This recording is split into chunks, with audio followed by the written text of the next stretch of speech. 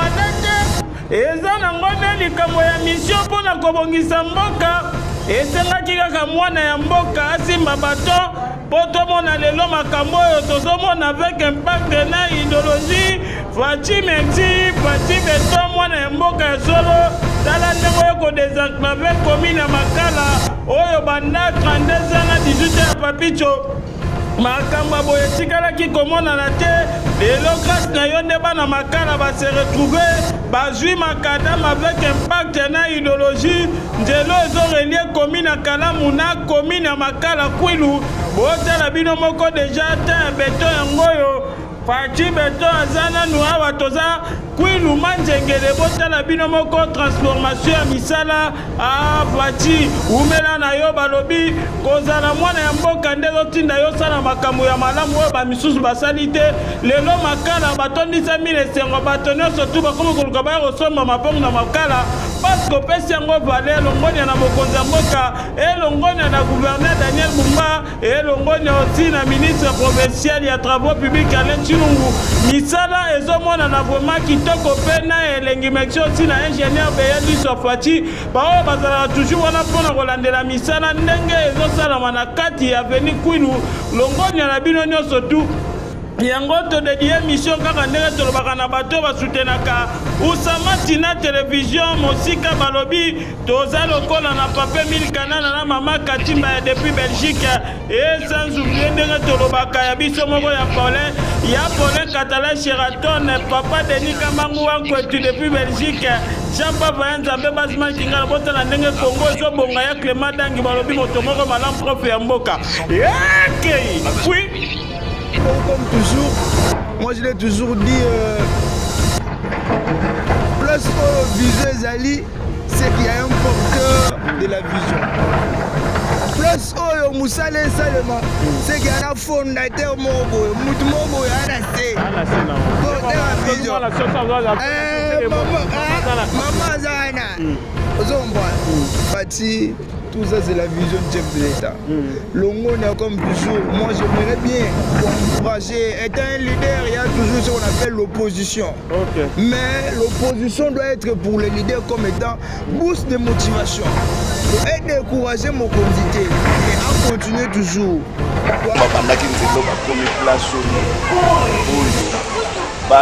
Jeune garçon, on va 42 ans, 45 ans. Babani kolobake non Fachi umela boto zalaki enclavé na zamba outana no likolo kuno ya kobimati kotozwa mutuka soko bimi retard mituka komi passe mais j'espère que na oyo nyonso modernisation yango oyo sokota na kata mboka Congo ba social ya peu tala peuple bazalaki incroyable yango nozomona batutu bazana venu. Tout le monde sont en train de parler de Félix. Leader dans le domaine de la topographie, met à votre disposition une équipe d'experts qualifiés et expérimentés. Que ce soit pour des relevés topographiques, des plans d'aménagement ou des études de faisabilité, nous avons les compétences nécessaires pour mener à bien tous vos projets. Grâce à notre expertise pointue et à l'utilisation de technologies de pointe, nous sommes en mesure de fournir des résultats précis et fiables, répondant aux normes les plus strictes de l'industrie.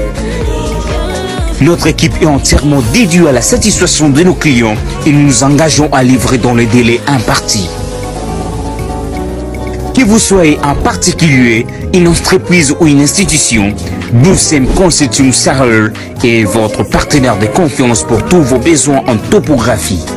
Contactez-nous dès maintenant pour discuter de votre projet et obtenir un devis personnalisé. Boussem Consulting Sahel, l'expertise qui fait la... Émission 100% travaux, tout les présenter émission avec impact et idéologie pour moi dit on a Fachi Béton azana nous allons qui comme mandaté et ça là il n'est comme mission pour la resala misala qui tourne en mboka il faut aller à moi en mboka solo de père et de mère ou les 5 chantiers slogan des à la 5 chantiers aux 5 chantiers toi buka mona buka kwikila masole bani ndenge aussi là les autres ont bien la commune à Makala na direction ya Kwilu manzengelo wa pinzela ezobeta madada avec impact et idéologie longoni na chef de l'état Fachi Béton sous impulsion na yende tozomona ba réalisation ya makambo minene na mboka na biso ezo salama. Donc Fachi azana kaka nde tobetaka sete banda Congo banda Congo ezala Congo. Makala etikala kozwa na rutu te. Lelo grâce à Fachi beto apesi makala nzela kitoko. Lelo soza na kwili ko banda deja parce que nzela ba relia ngola commune ya Kalamu. Nzela bandi na bakwandumu juste na Kimwenza wana ndezo ya kobimelela place oyo nzela tobaka ya kwilu yango wana. Nzela za ya 2.7 km kaka ndenge ezalaka na ndenge idéologie ingénieur obeka pe ko manuela biso mais selon kaka ndenge na yoka ki babaki za ba 2.7 km kaka ndenge ezalaka. Donc misala boma ezo sala manzele bandi na bakwandumu ezo ya kobima awa na manzengele bomo de place totemi autre photo la tia bino ezalaki ya kopole ezalaki ya kobeba mais lelo botala totelemi babwaki déjà ba mwelo babwaki déjà ba 0,80 liboso kuna l'entrée ya Kikuti au moins déjà kuna bazotia ba béton batie déjà ba béton parce que tozo émission tozo déjà lobby na butunde bazotia béton parce que pour le moment gouvernement na biso apekisi ba camion ya minene tambola babosani ke ba chantier sala ma esala kana ba camion même ata camion ba ciment même ata ba et tchaka ba béton wana ba pekisi yango c'est comme si gouvernement biso bazo sala contradiction bango na bango parce que tozo na besoin misala et sala ma misala si l'avant comment se fait-il pour ça même ata ba camion chantier ko ta chantier même na moi bobilo mo ozo ça que misala et umela parce que misala et sala maka moi le ma undela moi motaza na makasi azana mwa chakurumba ndeto ba mwa konzo na moi bozo bobo pekisi ba camion ya kana butu ko mo ya na moi ya kana butu est-ce que motaza na makasi osala musana butu yangwa mwa contradiction za wana na place wana to ebite to senga gouverneur na ministre provincial à travaux publics Alain Chilungu soki boroki un peu ko zongsa mwa makansia si ba chantier ça ba sime comme il n'a pas si ba chantier nyo cela li ora ndeto ebaki donc bon mais un peu ko revoir d'abord nanu moi idée wana ndenga idéologie wa ingénieur bobe ka peut revoir on parce que ba camion fait kota na moi ceux qui vont pekisa ba camion tia ba masanga ya bani comment se dit ba camion masanga ezotambola na moi mais oyo ba chantier ezotonga ba nzela bo pekisi yango dans nazo mona ta sens yango te donc wana selon ngai donc toza belbe na commune Makala juste na avenue Kwilu manzengele wapi nzela ezo sala avec impact endogène tobike awa po watia beto komika fo na butu biso beto za na bato te batima kengela biso balanda biso na minduki boye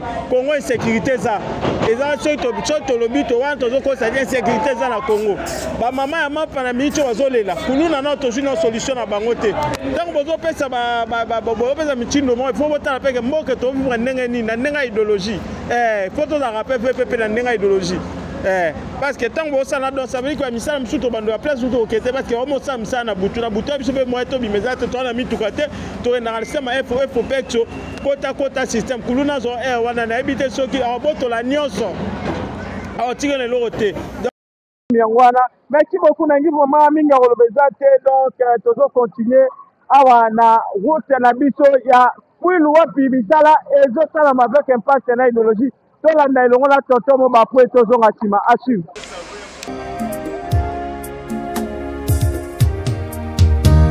Nous élevons nos mains vers toi. Nous élevons nos mains vers toi. Nous élevons nos mains vers toi. Nous élevons nos mains. Soigné. Nous élevons nos mains. Oh. Nous élevons nos mains vers toi. Nous élevons nos épis.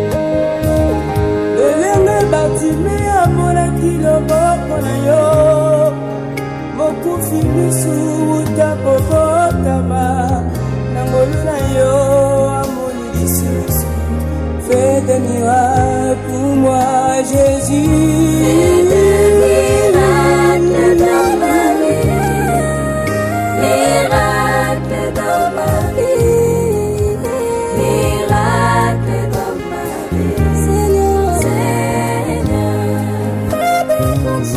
Fais des grandes choses dans ma vie Grandes choses dans ma vie Grandes choses dans ma vie Seigneur je fais des prodiges dans ma vie Prodiges dans ma vie Prodiges dans ma vie Seigneur Alléluia Yes Obele mina yo aye Solo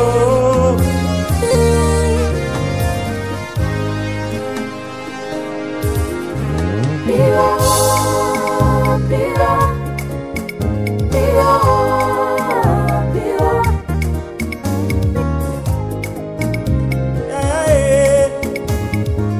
Mon papa est plus haut Mon papa est plus haut Yahweh Mon Jésus est plus haut We are the winner We are the winner We are the winner We are the We winner are the winner You are the king of We are the Praise your winner name forever, my We Father. are Hallelujah. the winner. Tumakinda wanyi mwanda myande. Hallelujah. Udi nzambi rumusomba mumyo ya bantwe. Udi nzambi panazira wanye. Tumakinda wanyi. Zambi okwamba kubantu. Hey. Utumbishibwe Utumbe kashiri nitendelele. Utumbishibwe Utumba waluka kwana mukwabu zambi onye. Ka. Anyi mukwabu ngambila myande. Hey. Wakondila myande simwe wanzambi mpandanshila. Mon papa est plus haut Mon papa est plus haut. Mon Jésus est plus Il est plus haut, à jamais il est. Mon papa est plus haut Mon Jésus est plus haut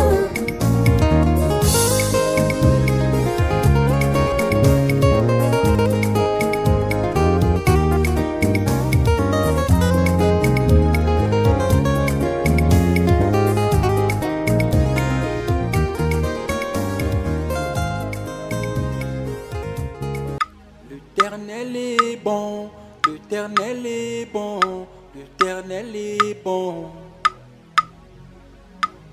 L'Éternel est bon, l'Éternel est bon, l'Éternel est bon.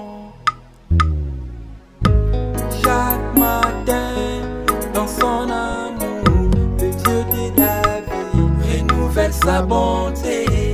Chaque matin, pour ses enfants, il prend plaisir à étendre sa bonté. Car il nous a choisis avant le temps pour que nous soyons ses enfants d'adoption. Car il nous a aimés par Jésus-Christ selon les bons plaisirs de sa volonté. L'Éternel est bon, l'Éternel est bon, l'Éternel est bon. L'Éternel est bon, l'Éternel est bon, l'Éternel est bon. Même le roi se confie en l'Éternel et par sa bonté, il ne chancelle pas. L'Éternel aime ceux qui le craignent et qui espèrent en sa bonté. C'est lui qui est sage, il faut qu'il soit attentif aux bontés de l'Éternel. Car autant le ciel sont élevés au-dessus de la terre, autant sa bonté est grande. Ceux qui le craignent, l'Éternel est bon.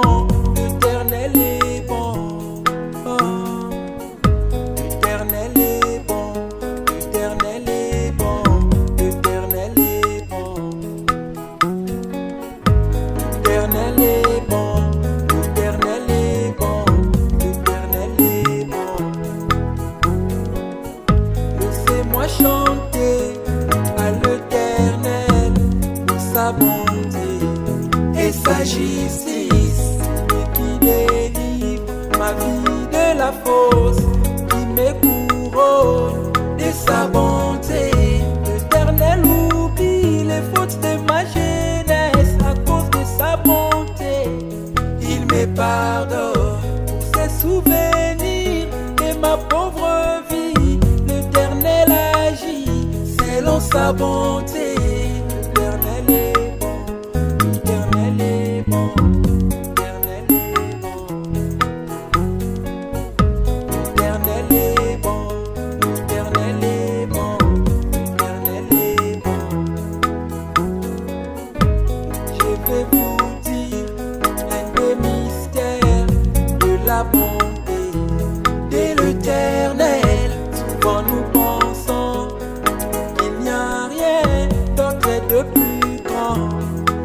La vie, mais la Bible dit que la bonté de Dieu est meilleure que la vie, parce que nous appelons la vie aujourd'hui contient énormément de déceptions.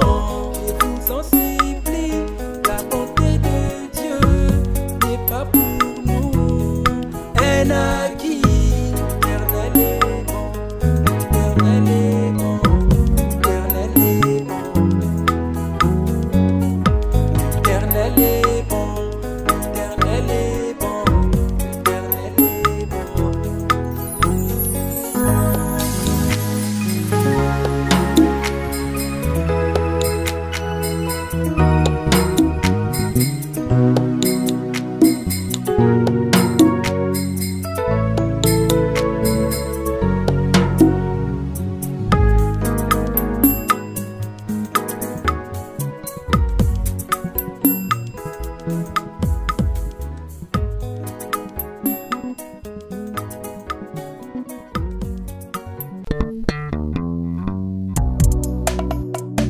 Amam, le fou yonayo ni baraka ya vile nagufumisha nangufumisha nanguyaga yo mwana mule munene kwa butui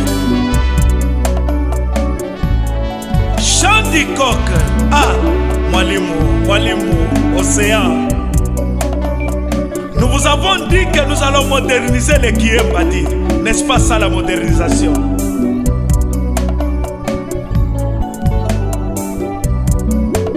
Nakwisasa mama, nangunjaga mama. Nakwisasa mama, nangunjaga mama.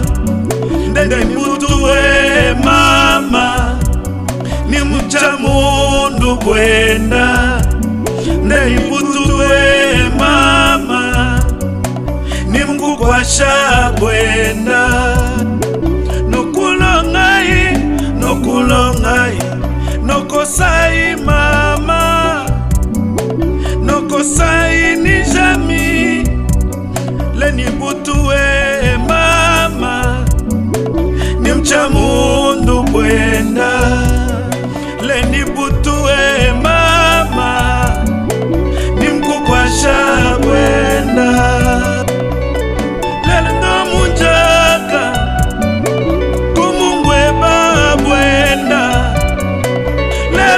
jaga mama, kumungwe babwena.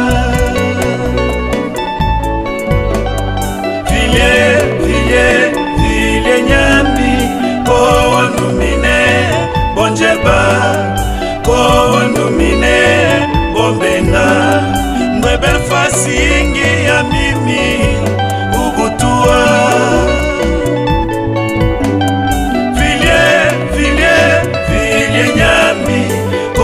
Ndumine bonjeba ko ndumine obenga mwebel fasingi ya mimi ubutua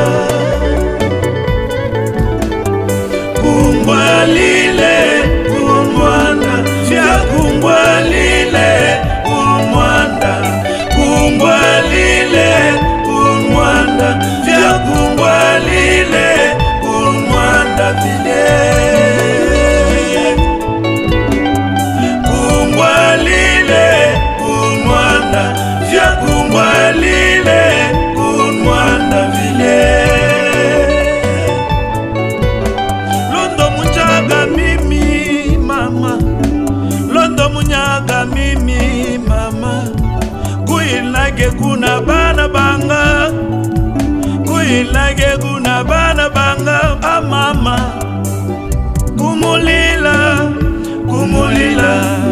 Nalinda kumulila, kumulila, misinga mususa, misinga mususa.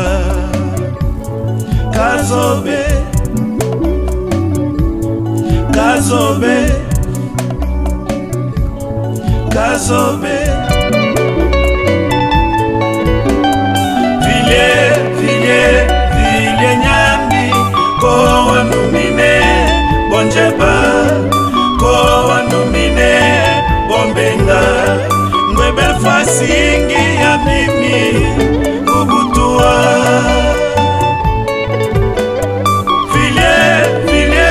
Vile nyambi, ko wanumine, bonjeba, ko wanumine, bombenga. Mwebel fasingi ya mimi ubutua. Kungwalile kunwanda fya kungwalile kunwanda.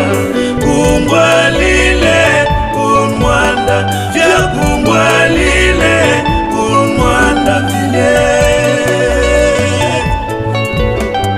Kungwalile kunwanda Kumwalile kunwanda vile. Babana kukamuyaga kila yonsu kumuchana mwanda kwa tubeya na vili nyambi. Kazobu afa Shandikok. Bitema Yesu tomami bozona yo.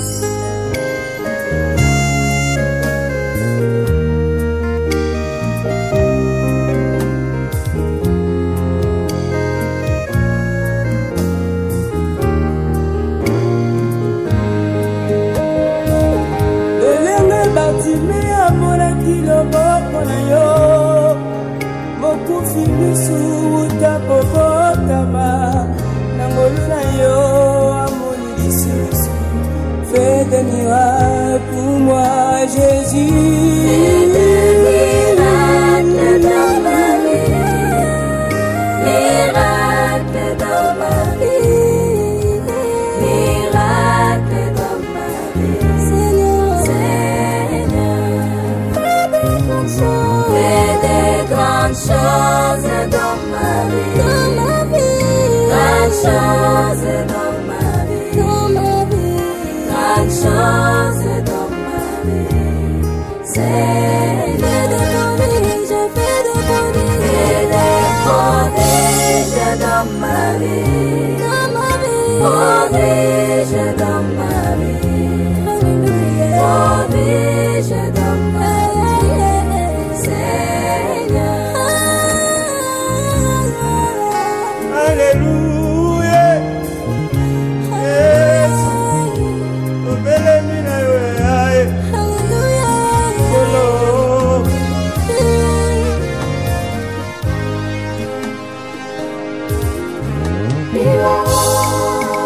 Hallelujah.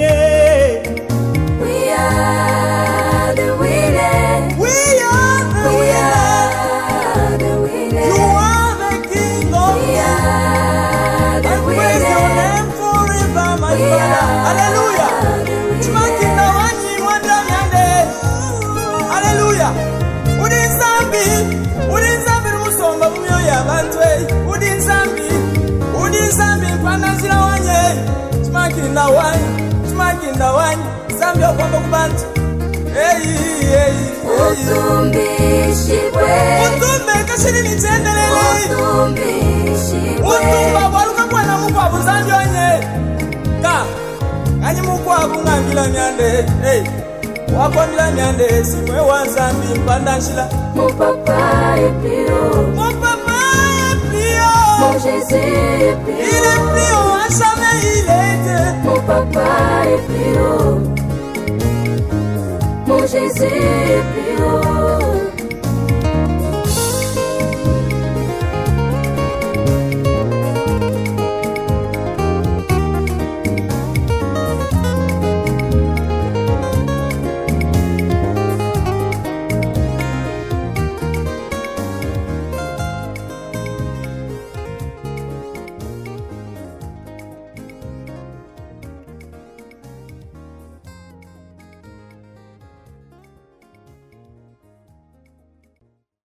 Bonjour journaliste. Mbote na papa. Mbote papa. Ubengami na komo nini tozaliwa wapi? Bengami na kombo ya papa Ima. Tozaliwa wapi? Tozana Avenima Nzengele balabala ya Ngoyo. Bisika Leo tozomona makala lelo esali 32 ans, esali 18 ans ba régime eleki, ba pansaka na bango te. Lelo tozomona makala na régime ya président Fachi, makala ezi 3 nzela na nzela moko. Boyami ono ndenge. Vraiment oye na retard. Tango babandaki nzelo bakomi place oyo bana ba jeune garçon oyo bakoki ba 42 ans 45 ans babandi koloba ke non Fachi umela oyo tozalaki enclavé na zamba oyo tanano likolo kuna oyo akobima te kotozwa mutuka soki obimi retard mituka ekomi pasi mais j'espère que na oyo nyonso modernisation yango oyo sokota na kati ya mboka Congo ba social ya pe yango tala peuple bazalaki incroyable yango nozomona bato tout baza na venir moto akosote tout le monde sont en train de parler de Félix le président Félix que non il a bien fait vraiment raisonné sur azo compter que soki ke denzele etikali ba réunir université na elenge sa bazwi 3 avenues oyo eza ekozala bétonné lokolo moko za Fachi beton bako bétonner yango lisusu ekosala bien na kati na mboka makala en tout cas efungwami vraiment bato bazo compter vraiment que boyende mboka ezalaka que botala ka ba commune musika kuna développement ezali ba venir ezali tozo neti ngiringiri kasafubu ba renir ba venir na bango sikoyo makala pena bumbu ba renir malgré ba érosion ezali mais avec technologie à l'élo érosion ne dit rien. Toujours compter que ti ba mbule koya peut-être makala na bumbu ba ko comme loko moko na point de vue dans l'infrastructure. Vraiment nzamba zo lokumu na nyonso ozo sala. Etikalinde batia ba école ya bien pour bana bazala bien. École hôpital et puis social ezo ndenge ezalaki. Wana bato bakoloba ke avanda parce que makambo eza malamu. Pourquoi peut s'appeler conseil na tout le monde va tourner caniveau gauche droite to yebi ba congolais nous tozalaka to kokaka kosala assainissement te on a bouteille pour la balabala ya ndaku ba yo boaki na caniveau sika mai problème ezali ya ba chef de riz ngana to senga na gouvernement provincial ba meka kocha accent na ba chef de riz au bango ne bato bakolo avenir tangu bazomona salite liboso no bakokanga kolo lupangu be ko taxer ba mande peut-être la prochaine kosimba te parce que loko yo tokozela te que président utakuna na bureau na ye aya ko salela biso salongo président talela biso likambo ezalaka te mais nde problème ezali ke biso nde population to batela eloko yo oyo bapesi biso ya ofele to contribuer combien zéro kaka na mbongo ya peuple azosala makasi bazosangisa le yango ne boti makadana oyo alors soki gouverneur de la ville akoyoka ngai ameka nanu kotia accès sur le chef de riz bazwa soin ya assainissement rien n'empêche que basala système bazwi basachet oyo ya minene oyo déposer dans chaque ndako. Tout un groupe bayaka balokoti avec moyena ya mbongo moko ya moyenne. Oyo sala que après une semaine groupe on est l'équipe ba congolais salité foulu allez. Commune d'abord hein tant on kota la ba bourgmestre makamona ba organisation et ko sala bien. Ville il faut tenir en propre. Mutu moko te ko yako bongisela biso mboko kaka biso ba congolais. Biso ne ba ko bongisa mboko. Merci beaucoup. Merci Merci.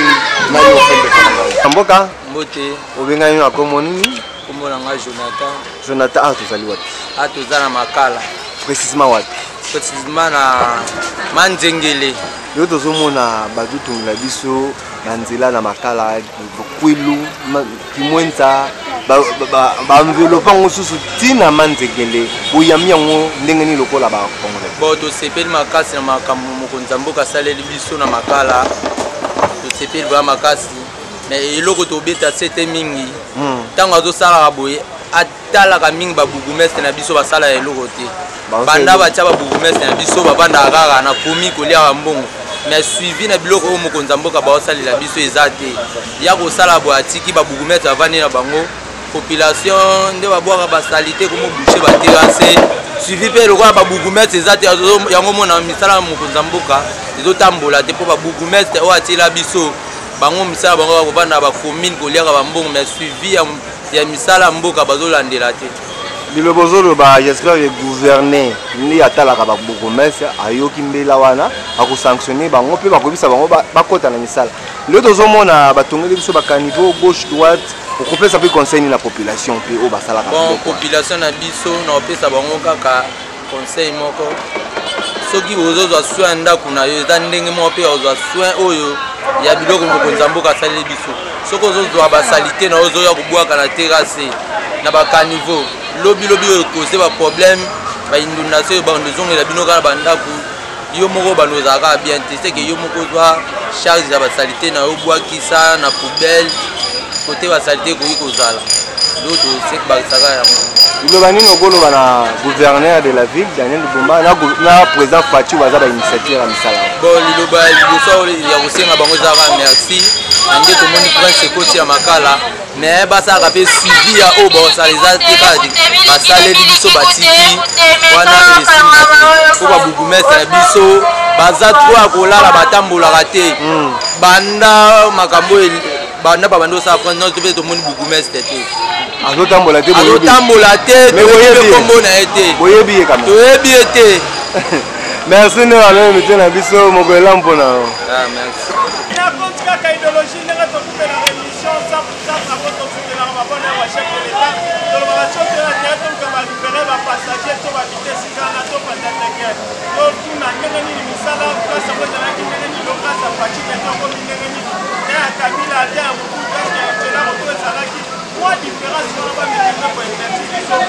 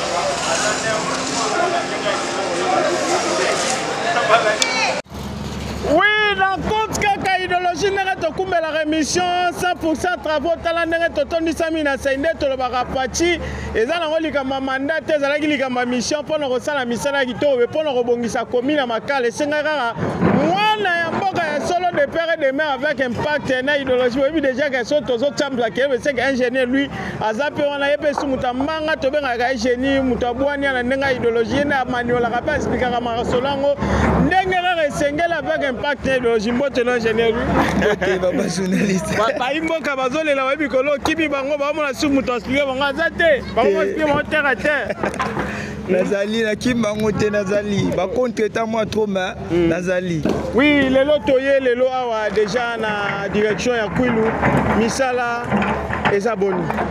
Ok, merci beaucoup. Alors toza na direction Kwilu Manzengele. Alors musala ezokende kitoko malamu. Soki tokomona nalobango comme d'habitude, on peut faire un petit coup d'œil. Donc misala ezokende vraiment kitoko. Si vous pouvez remarquer, na Kwilu to bandi déjà couche de roulement en béton armé. Oui, tout le monde va déjà béton, tout ça image tout le monde. PK 1 plus 300, tu n'as PK 1 plus je crois 470. Donc to bandi déjà va travailler béton armé pour la couche de roulement ils ont évolué Tikitoko. So kati même na côté ezo. Côté ezo, OK, OK. To bandi sur musala, to zongeli disons. Parce que ça demandait le dévouement ensemble avec la régie des eaux pour te dévouiller. Tio na bango ezagi place ya caniveau fallait les cas. OK, et l'eau bandé ko empêcher en justement. On a fait les défilements ensemble avec la régie des eaux.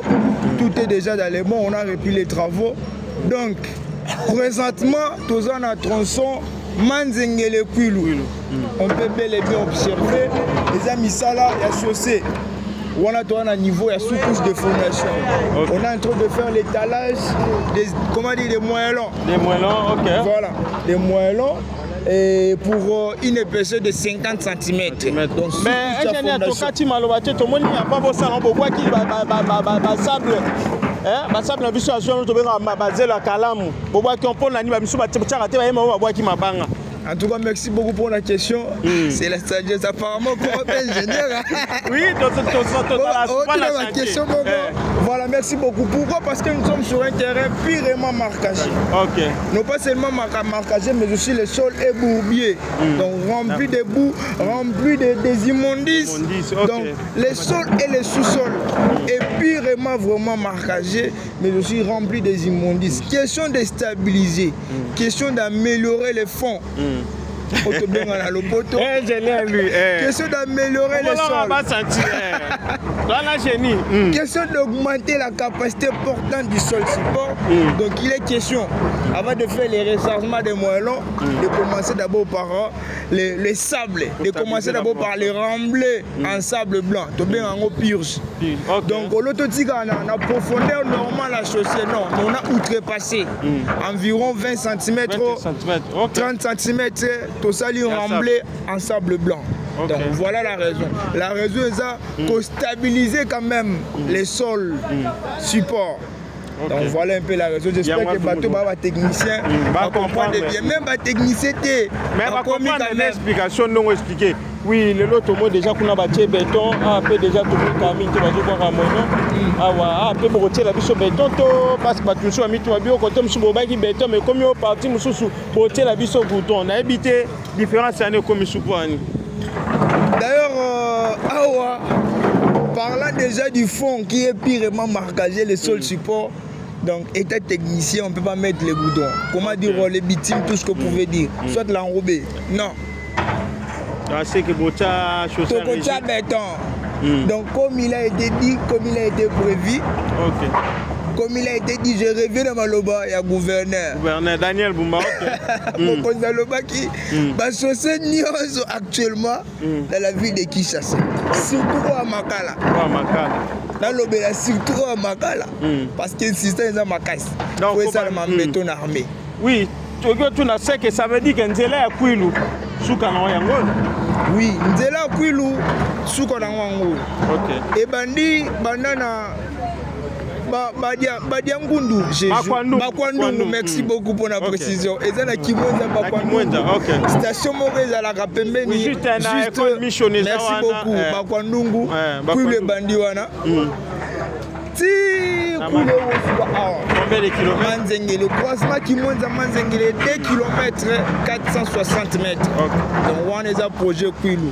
Il y a un comme extrémité du projet. Donc, voilà un peu la précision. Oui, et je n'ai pas parce que tout le monde a Moussala. Il y a une mission 100% travaux et Janine. Lobasuka, comme toujours, impact dans l'idéologie. Alors ici, j'aimerais bien, non pas seulement conclure, mais aussi rappeler la population. Un point important, n'est-ce pas? Les changements de la mentalité. Le lot tout le monde a banzélé Salema, na Makala, à l'époque Makala, tu es pas en zone rouge. Mais actuellement, comme les Canadiens, sans problème. Ça fait mission à Tchombo sans problème. Ça veut dire qu'il y a quelque chose de nouveau. Il y a l'influence Yanzela. Dans ça, Yanzela, ils ont un impact positif. Ils ont des rapports sociaux. Donc, bientôt vous allez voir les jeunes comment va chauffeur, mota, etc. Maintenant, j'aimerais dire quoi? Tout protéger Nzela. Tout protéger la voie d'assainissement. Quand niveau est lié, il y a quoi au bord comme matidité, immondité, c'est pas les déportoirs. Les caniveaux pour rôle d'évacuer. Oui, ingénieur Tokati, est-ce que dans vos salles, beaucoup mais c'est un Makala qui te rappelle souvent pour pour sensibiliser les gens aussi, pour prévenir que les caniveaux ont place au Tchaba immondité. En tout cas, beaucoup mais c'est Makala Longonia. Allez, kaka. Papa Bougoumé, c'est tout le monde a mingi, même Bajan a ITP, il y a Makala Balekaka. Comment dire, rappeler la population. Il y a une responsabilité parce qu'il y a une part de responsabilité. L'État, c'est les Bissons là. Oui, mais est-ce que Bissons encore? C'est ça le problème. Donc vraiment, tout comme à un niveau, il faut éveiller. Tout éveiller population. Parce que quand niveau le et si on peut voir avec vous maintenant. Tout le monde a déjà des immondices actuellement et belé wana. Oui, ingénieur, tu as vraiment le belé témoin du Lobana Souka pour la branche émission à l'élo. Le Lobana Souka pour la branche émission. En tout cas, émission 100% travaux. Le Lobana. Ils ont suivi dans le monde entier. Partout dans le monde. Papa Denis Kamangou, il y a Clémaston depuis Londres. Ingénieur lui, tu vois, la Boigna, la Bongo, il y a Bakolo. Il y a Savant. En tout cas, toujours en avant. Toujours Moussala Malam. Toujours pour promouvoir l'excellence. Donc, au Bossala, un mot, on est net. Ils ont une influence énorme du point de vue. Impact l'idéologie du point de vue communicationnel. Donc, influence à l'État de Sala. Apport à Makam Webele à travers émission 100% travaux. Donc, en tout cas, vous continuez toujours. Continuez toujours à promouvoir l'excellence et puis ça me le moudinho sauté. Vous comprenez? Un mot même, et le roi était mais on dit Botambola. Pour faire valoir Moussala. Un mot pour la présidente de la République, Fatih Béton, Foumoua Ditoura, parce que grâce à Ebinope Bozawa, grâce à Naye, Balamakala va bénéficier de là-haut. Mokonzamboka, impact na idéologie. Merci beaucoup comme toujours. Moi je l'ai toujours dit, plus au visuel Zali, c'est qu'il y a un porteur de la vision. Plus au Moussale Salema, c'est qu'il y a un fondateur Mobo, Moutmobo et Anassé. Porteur de la vision. Maman Zana, Ozomboa, Fatih. Tout ça, c'est la vision du chef de l'État. Longo, comme toujours, moi j'aimerais bien encourager. Étant un leader, il y a toujours ce qu'on appelle l'opposition. Mais l'opposition doit être pour les leaders comme étant boost de motivation. donc décourager mon convité mais à continuer toujours toana posana ye azana nous tondimi à continuer toujours OK à continuer toujours toana posa mboka na biso egene liboso ya solo OK mokonzi aza OK matondo bien chez lui matondo merci beaucoup la chez lui oui déjà que sera za to sake moi table parce qu'il y a le mamba solo ba vérité a pesa kawa de kortika wa masolo ndenge zala na ndenga idéologie na ndenga indus avec impact idéologie to continuer la balade na biso awa na kwilu na kimweda kwilu juste na manzengere wapi misale salama à suivre talanga to suki c'est mission avec impact na idéologie to zala ki na plaisir to ya représenter mission 100% travaux to zala ki na avenue kwilu manzengere wapi misala ezobeta madada grâce ya mokonza mboka grâce ya gouverneur Daniel Bumba grâce ya ministre provincial ya travaux publics Alain Chilungu nde totondi samaki na sai tena kokita na commune ya Makala lopono la Chebino ndenge nini facha bongisi mboka ndenge nini facha zongisi Makala pesi Makala lokumu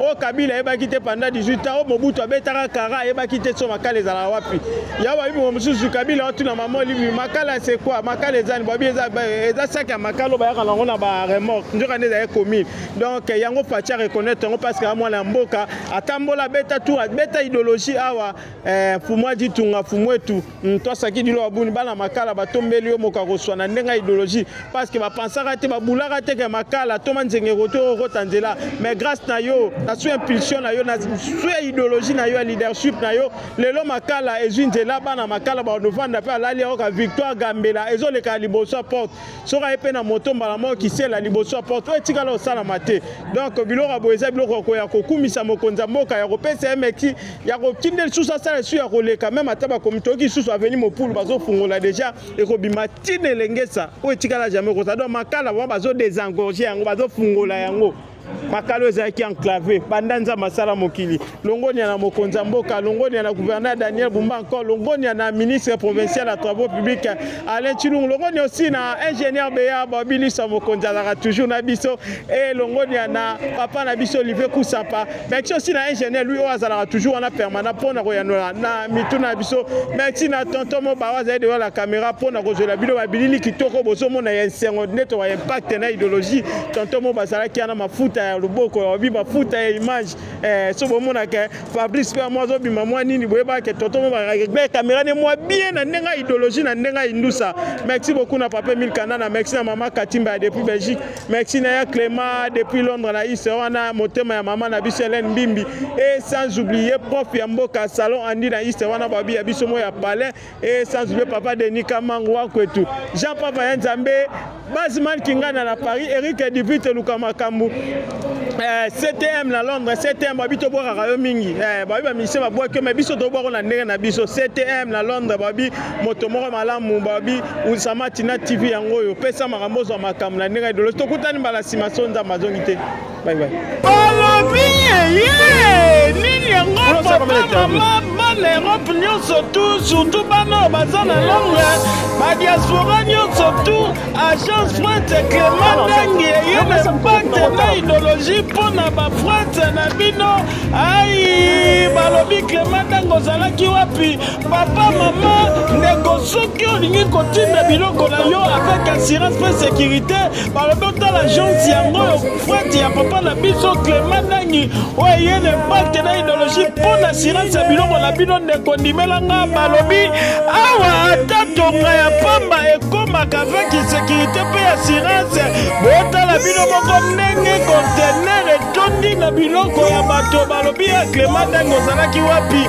bobi soki olingi kosomba mituka na yo soko sepe na mutuka moko meme na Londres to na Europe bobi sala biso kaka ti nimero yango wana ekoya bobima na 2 mois ya pamba epai ya Clément Dango assurance ezalaka papa mama soki bakilia baye bazwaka biloko na bango nyonso atindeli bango na kimia mpe na kitoko nyonso tu botinda bakoli na bino bakarton na bino bavoiture na bino biloko na bino nyonso tu na agence oyo nimero na biso ya contact eza wana parceke babi na 2 mois ya pamba ndeko ndimelanga conteneur yaka vitesse ya TGV oyo wapi agence oyo esimi baagence nyonso na Europe surtout na nombre na ville ya Stem balobi Clément Dangi moto moko malamu papa mama botinda biloko na bino assurance ezali impact na idéologie Clément Dangi France balobi assurance ya bafrete na bino botinda na lelo kaka na agence oyo pati agence eza mibale te eza kaka moko agence fwet ya Clément Dangi mwana ya Londres na ntongo